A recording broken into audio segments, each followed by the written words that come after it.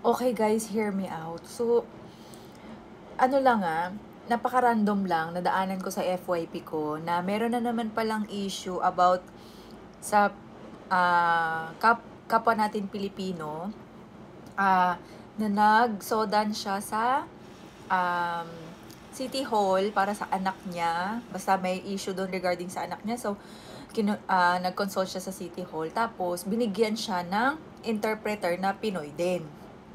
Okay? So parang ang issue naman nila is, mas maalam pala yung nagreklamo, yung nagsusodan, kesa dun sa interpreter. So, hindi natin alam kung anong sides nila pareho, no? Pero sa kwento nung nagko-consult sa City Hall, sabi niya, may tin-translate daw yung interpreter na hindi naman daw ganun yung ibig sabihin nun. Okay, so ito na. Kaka-browse ko ng mga ganyan sa translator, ganyan. Bibigla ko nadaanan na isang video na meron pala tayong kapwa Pinoy na nakulong dahil sa mali ng pagta-translate. Okay guys, so hear me out. bigla akong parang huy. Parang kinabahan ako bigla Kasi, syempre sa field of work ko, sa ospital, ganyan, may mga foreigners na nagpupunta sa ospital namin minsan.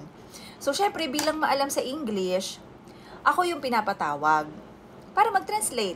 Ganyan, chief complaint, ano yung mga, past medical history, ganyan-ganyan, iniinom na gamot, ganyan-ganyan. So, ako yung nagta-translate. So, syempre, nakakaintindi ako ng English, nakakapagsalita ako na Nihongo. So, nadi-deliver ko naman sa kanila yung mga gusto din sabihin ng pasyente. And, nabibigyan din siya ng medication, napapauwi siya ng bahay with proper medication. Yung iba naman, na-admit, kung kailangan talaga ng admission. So, nabibigyan naman sila ng proper care. So, eto na. Bigla ako napaisip, what if, diba, sa isang circumstance, may mangyaring hindi maganda sa pasyente? Okay, knock on wood, wag naman, no? Ganyan. Tapos, nagkataon na ako yung nag-translate. For example, meron siyang allergy na hindi niya naman nabanggit. Or meron siyang mga tinatago na ayaw niya nang sabihin, kaya sabi niya, feeling niya irrelevant, kaya hindi niya na sinabi nung nag-interview yung doktor. So, syempre, bilang translator, sinasabi ko lang naman yung sinabi ng pasyente. Pero, what if baka mamaya may mangyari sa pasyente, tapos, ang sabi ng pasyente, sinabi ko yun, pero hindi naman talaga niya sinabi, tapos parang ang magiging sisi is yung sa akin. Baka sabihin ng doktor, hindi mo yata translate yun. Pero honestly, hindi naman niya nasabi, or hindi niya talaga sinabi.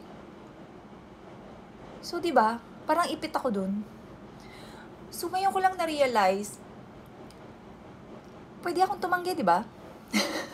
Pwede akong tumanggi, right? Pero paano ko tatanggi? Matagal ko nang ginagawa yun.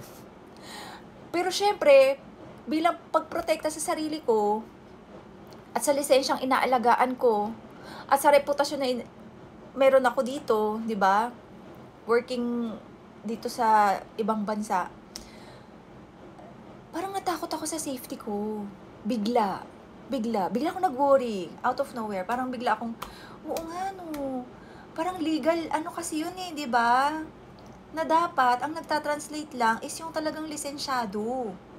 Kayo guys, yung mga nandito sa Japan na nagtatrabaho sa mga facilities, like ospital or mga shisetsu ganyan, kapag ka ba may mga pasyenteng Pinoy na kailangan ng translator, tapos pinatawag kayo, for sure meron, at some point, pinapatawag kayo para mag-translate kapag may mga foreigners na dumarating sa facility nyo. Tumatanggi kayo? Or kung tumatanggi kayo, ano sinasabi nyo?